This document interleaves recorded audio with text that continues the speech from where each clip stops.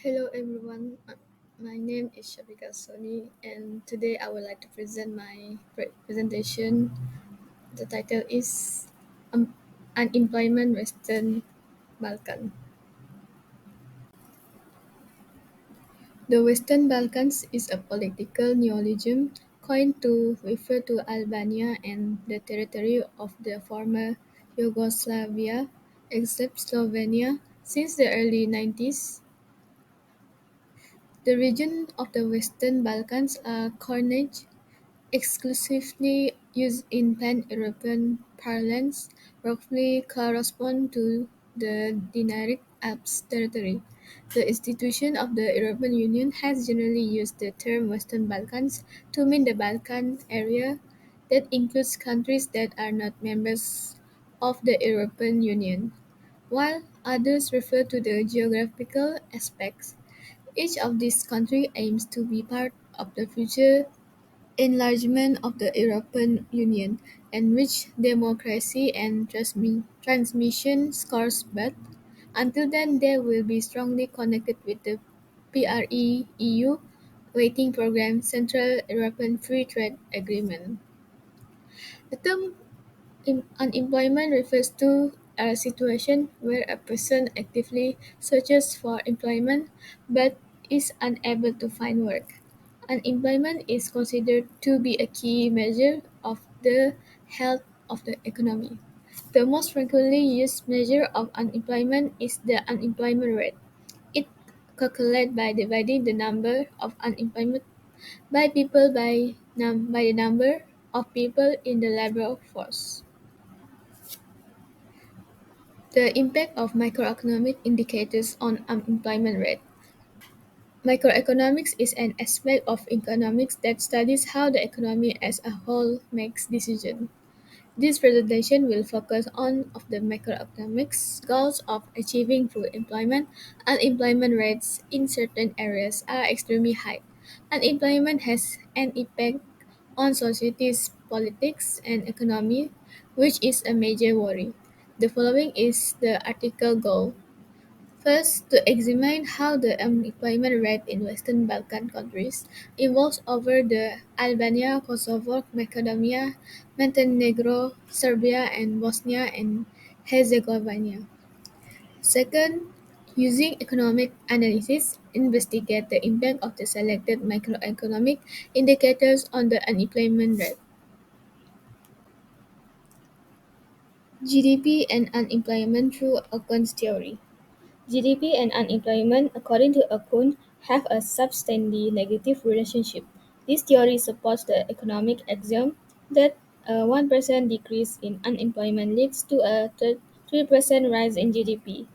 If GDP growth remains moderate, the unemployment rate should rise. The relationship between these two economic areas is statistical in nature, as opposed to pure economic theory. This hypothesis is offered to aid comparison against short-term challenges centered on capital, labor, and technology, but the majority of research today focuses on labor and technical innovation. The link between the unemployment rate and GDP has altered over the business cycle and over time. Okun's law theory, which always takes instability into consideration, might be useful in economics. Inflation and unemployment through Phillips curve theory. According to this idea, economic progress causes inflation because it creates more job possibilities and reduces unemployment. Because there aren't enough suitable people applying for open positions, jobs demand will rise, the unemployment rate will fall, and salaries will rise. Demand falls during uncertain times because there are fewer job options and lower pricing to offer clients. The link between inflation and unemployment is broken because any inflation rate can be paired with any unemployment rate. This demand has resulted in price and salary flexibility. Earning rise as more hours are worked in the labor force to a positive wage employment relationship. This fraction will alter over time if the number of jobs is not at its maximum. Lastly is Keynesian theory. According to Keynes, a rise of systemic demand was directly related to the availability of more goods and services. When this happens, step in to prevent lasting damage to the long-term economic recovery from the crisis. According to classical thinkers, wages should be decreased. Keynes passionately opposed this strategy since capitalism is focused on the customer and because goods must be produced before they can be sold. Keynes stated that due to the capitalism closed-loop structure, government involvement is still advantageous even in times of crisis. If the government intervenes and spends money on goods or services, prices will drop and become affordable for consumer demand. The company's profit will rise and more employees will be hired. Keynes' domino theory is entirely predicted on the notion that businesses reward the system by providing employees with new jobs.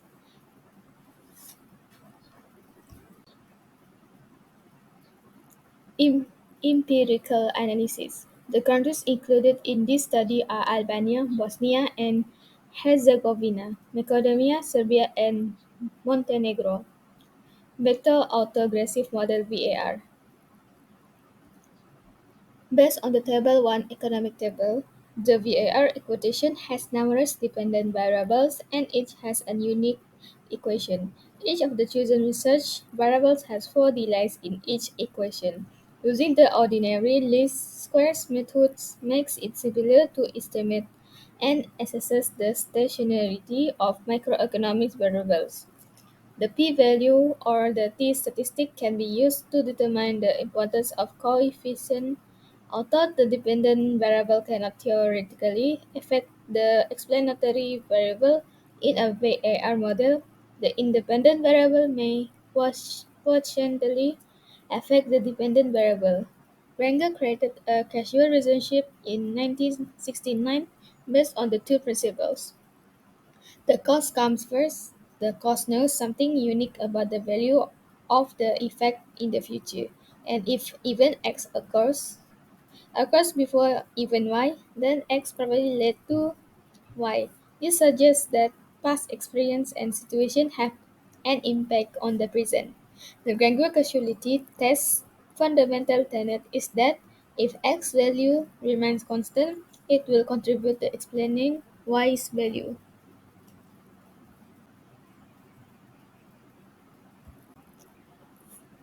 Figure 1 Unemployment. In Figure 1, the largest unemployment rate, which peaked in 2004, was in Macedonia. Serbia appeared, appeared to be stable between 2000 and 2005, but in 2008 it faced an increasing trend.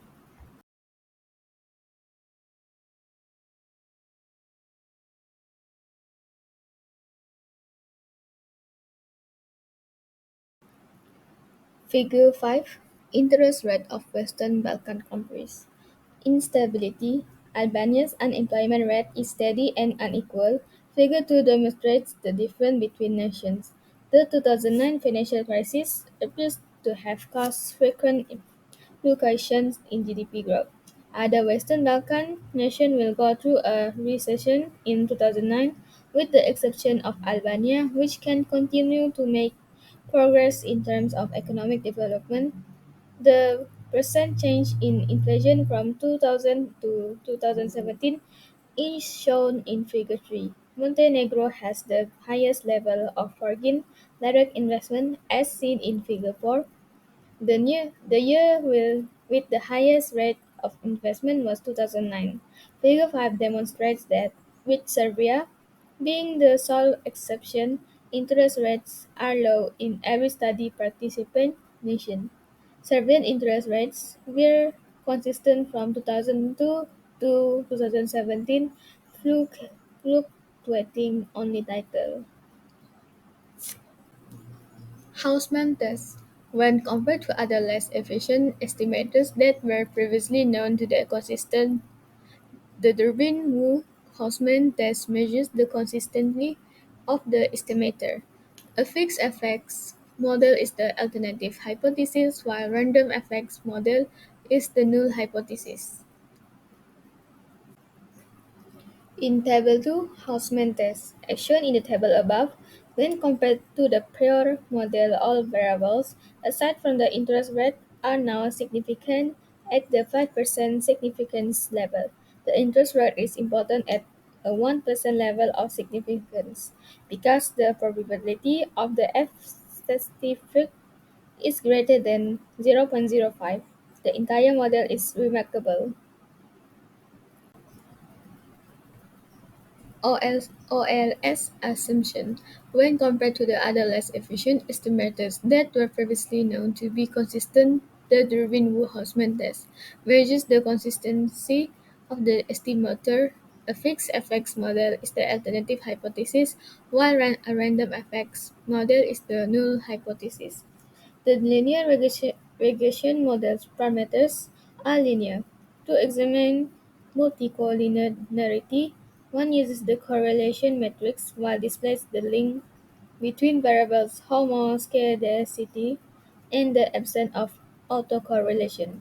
Given that the model utilizes a logarithmic format, we might anticipate that it does not display serial correlation or heteroscedasticity.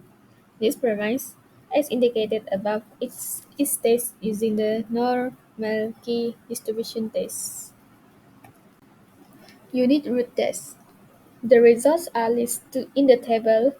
ADF and PP tests are used to calculate data stationarity tests. According to the EVIUS program's conclusions, all of the microeconomics indicators chosen for the research are stagnant at their current levels.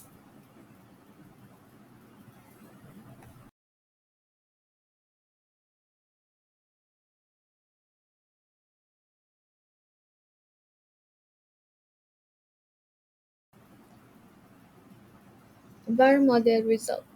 The impact of low unemployment on certain macroeconomic variables for the study is seen in the table below. This impact was statistically significant and it was detrimental to this national sample. Consequently, if unemployment rises, GDP will also fall. According to the result of the table above, only interest rates among all macroeconomic factors significantly affect unemployment for this sample of nations. The corporation will need to provide fewer loans and make less investment if interest rates rise. As a result, unemployment rates rise. Granger causality result. To determine the causal relationship between the variables, Granger causality analysis was conducted. The table displays the findings of Granger causality. The p-value is equal to 0.012 full for the null hypothesis. Interest rates do not Granger cause unemployment. In other words, unemployment is affected by interest rates. Conversely, the p-value is 0.0062 for the null hypothesis that unemployment is not Granger causal of GDP.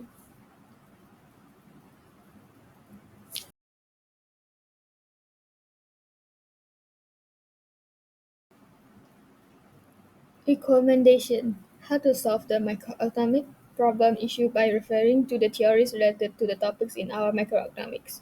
One of the solutions to solve this problem is that we can use measures to control unemployment, which is to use monetary policy that refers to increasing the money supply and decreasing interest rate.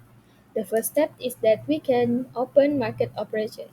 Central banks buy government securities, short-term bonds, and treasury bills on the open market from the public to increase the money supply.